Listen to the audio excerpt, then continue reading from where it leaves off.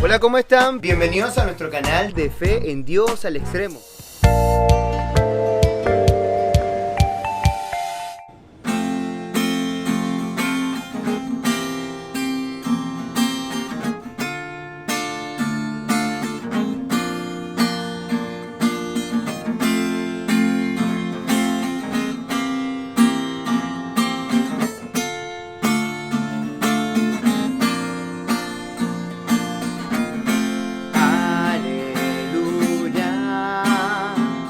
Ven Espíritu Santo,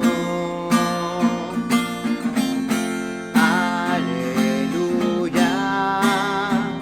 eres Pascua, eres amor, aleluya, aleluya,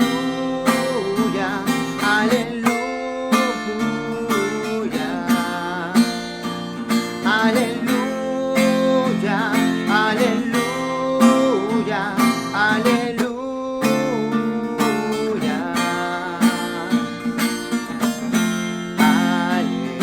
aleluya, ven Espíritu Santo, aleluya, eres Pascua, eres amor, aleluya, aleluya, aleluya, aleluya, aleluya,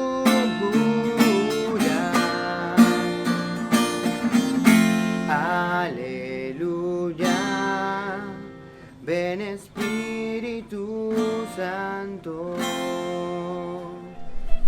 Continuamos con el encuentro que Jesús está teniendo con Nicodemo, y creo que todos comenzamos a sentir esa experiencia que se va teniendo, no solamente espiritual, sino la hilación de la misma composición del Evangelio de Juan. Vamos a pedirle al Espíritu Santo que por favor nos ayude a comprender esta hilación. Creo que uno de los evangelios más complicados a veces de interpretar es el Evangelio de Juan, porque hay que verlo en estas tres dimensiones que son interesantes, como que fue redactado la narración de este texto y de todo el Evangelio como tal. Espíritu Santo, ilumínanos, ayúdanos a comprender el mensaje de Dios que quiere decirnos la comunidad cristiana del Evangelio de Juan, el mismo evangelista y también Jesús, y sus palabras que nos iluminan. Amén. El Evangelio lo vamos a tomar del capítulo 3, versículo 16 al 21 del Evangelio de Juan, es decir, la continuación. Y dice así: tanto amó Dios al mundo que le entregó a su Hijo único, para que todo el que crea en él no perezca, sino que tenga vida eterna. Porque Dios no envió a su Hijo para condenar al mundo, sino para que el mundo se salvara por él. El que cree en él no será condenado, pero el que no cree en él ya está condenado por no haber creído en el Hijo único de Dios. La causa de la condenación es esta: habiendo venido la luz al mundo, los hombres prefirieron las tinieblas a la luz, porque sus obras eran malas.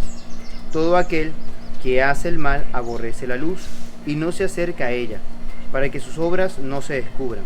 En cambio, el que obra el bien conforme a la verdad se acerca a la luz, para que vea que sus obras están hechas según Dios. Palabra del Señor. Gloria a ti, Señor Jesús. Muy bien, como les digo, para comprender todo este capítulo y también todo el texto del Evangelio de Juan, tenemos que prácticamente desgranar su composición. Tenemos primero que nada que hay como un testigo ocular dentro de la redacción del Evangelio que caminó y vivió con Jesús. Luego tenemos la comunidad cristiana, porque el Evangelio de Juan, por lo menos en esta parte, aparece como una especie de catequesis, en la catequesis que se le está dando a Nicodemo como fariseo, y también aparece la reflexión de un tercero. Los tres conforman el Evangelio de Juan y le dan el contenido a lo que hoy llamamos palabra de Dios, según el Evangelio de Juan, palabra del Señor. Están las frases de Jesús, del Jesús histórico y a la vez del Jesús de la fe.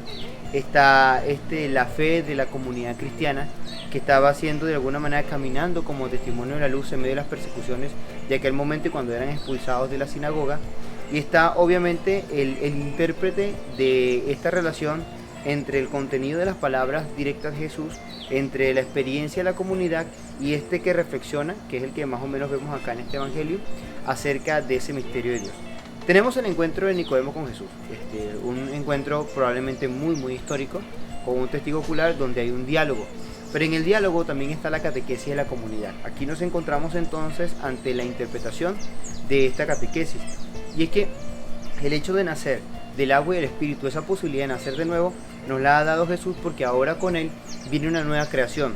Y el intérprete del evangelio nos dice, ok, esto demuestra que Dios amó tanto al mundo, y cuando se refiere al mundo, el evangelio de Juan también tiene tres vertientes. El mundo como algo terreno, o sea, la creación como tal, el mundo como humanidad y el mundo como oposición al mensaje de Jesús. Aquí en este caso tenemos al mundo como a toda la humanidad, como tú y yo, que le entregó a su único hijo para que todo el que crea en él no perezca, sino que tenga vida eterna. O sea, en él todos tenemos vida eterna, porque Dios no envió a su hijo para condenar al mundo, sino para que todo el mundo se salvara por él.